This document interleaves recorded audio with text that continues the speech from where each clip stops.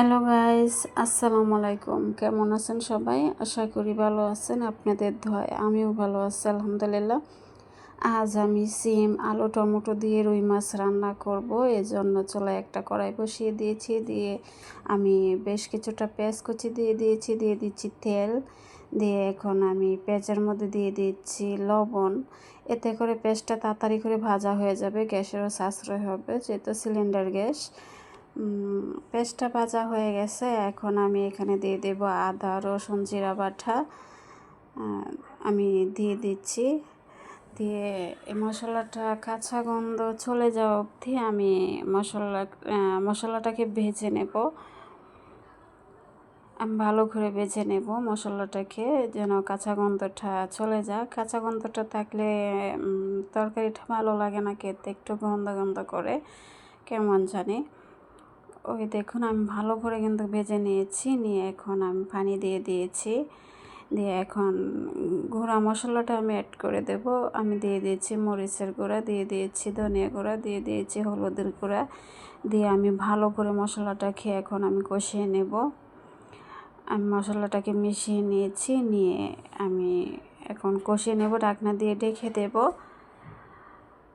আমি ঢাকনা দিয়ে ঢেকে মশলাটাকে কষিয়ে নিয়েছি। এই দেখুন মশলাটা কত সুন্দর কষানো হয়ে গেছে, আর কালারটাও অনেক সুন্দর এসেছে, দেখতেই পাচ্ছেন।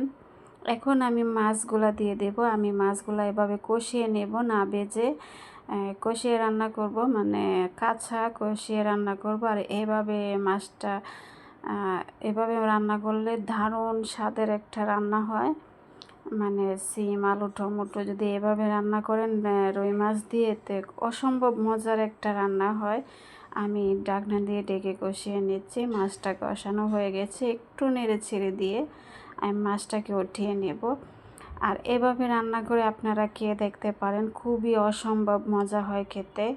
আমি মাছটাকে উঠিয়ে নিচ্ছি। যেমন ভাজাও অনেক মজা হয়, এভাবে রান্না করে খেলেও অনেক মজা হয়। আমি মাঝে মধ্যে এভাবে কাঁচা রান্না করি, খুবই টেস্ট লাগে খেতে। মাছটা কষিয়ে নেওয়া হয়ে গেছে, আমি উঠিয়ে নিয়েছি। এখন আমি সিম, আলুগুলা দিয়ে দেব এখানে। এই দেখুন আমি সিমগুলাকে কেটে পরিষ্কার করে ধুয়ে আলু আলু আর সিম একসাথে আমি ভাপ দিয়ে নিয়েছিলাম। এতে করে হয় কি, সিমের গায়ে যে এক্সট্রা একটা গন্ধ থাকে, একটা বাজে স্মেল থাকে, সেটা থাকে না। আর আরেকটা হয় কি, যে আমরা যে ঢাকা শহরে যারা থাকি, আমরা কিন্তু অর্গানিক কোনো সবজি খাই না, মানে কয়দিনের সবজি খাই সেটা আল্লাহ জানে। তাই একটু ভাব দিয়ে নিলে হয় কি, সবজিতে যদি কোনো সমস্যা থাকে সেটা থাকে না, চলে যায়। আর আমরা তো সবসময় মেডিসিনের জিনিস খাই, অর্গানিক জিনিস তো আমরা খেতে পারি না। আমি দিয়ে দিয়েছি এখানে টমেটো আর ঝোল দিয়ে দিয়েছি। দিয়ে এখন আমি ঢাকনা দিয়ে ঢেকে দেব। যা বলছিলাম যে অর্গানিক জিনিস তো আমরা খেতে পারি না, মেডিসিন দেওয়া জিনিস খাই। তাই একটু ভাপ দিয়ে নিলে সেই মেডিসিনটা থাকে না, আর খেতেও ভালো লাগে, মানে আমার মতে আর কি। আমি সবসময় বেশিরভাগ চেষ্টা করি সবজিগুলোকে ভাপ দিয়ে নেওয়ার জন্য একটুখানি। আমি ঢাকনাটা উঠিয়ে নেড়ে ছেড়ে দিয়ে আমি কষানো মাছগুলো দিয়ে দিয়েছি। দিয়ে আবার ঢাকনা দিয়ে ঢেকে রান্নাটা করে নেব।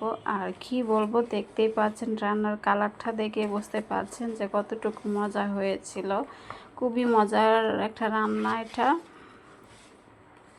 আমি একটু ঢাকনা দিয়ে ঢেকে দেব, হালকা করে নাড়াচাড়া করতে হবে, তা না হলে মাছগুলো ভেঙে যাবে যে তো ভাজা না, এটা কষানো কাঁচা মাছ। আমি ঢাকনাটা উঠিয়ে আবার দেখে নিচ্ছি। আমি অফ ক্যামেরায় রান্নাটা করে নিয়েছি। এখন আমি দিয়ে দেব কাঁচামরিচ আর দিয়ে দেব ধনেপাতা। আমার রান্নাটা যদি আপনাদের ভালো লেগে থাকে তাহলে আমার চ্যানেলটা সাবস্ক্রাইব করে লাইক কমেন্ট করে আমার পাশে থাকবেন প্লিজ। আর যারা সাবস্ক্রাইব করে দিয়েছেন আপনাদেরকে অসংখ্য অসংখ্য ধন্যবাদ। আর যারা করেননি প্লিজ সাবস্ক্রাইব করে দেন। আর ভিডিওটা দেখার সময় প্লিজ একটা করে লাইক দিয়েন। আপনাদের একটা লাইক আমার কাছে অনেক মূল্যবান। আপনাদের কোনো ক্ষতি হবে না, আমার অনেকটা লাভ হবে, অনেকের কাছে ভিডিওটা পৌঁছে যাবে। তাই প্লিজ আমাকে একটু সাহায্য করুন। আপনারা যদি আমাকে সাহায্য করেন তাহলে আমি সামনের দিকে এগিয়ে যেতে পারবো ইনশাআল্লাহ।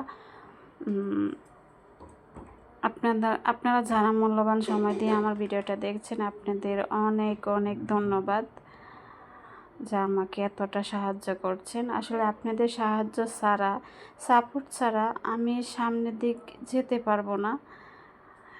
ধন্যবাদ।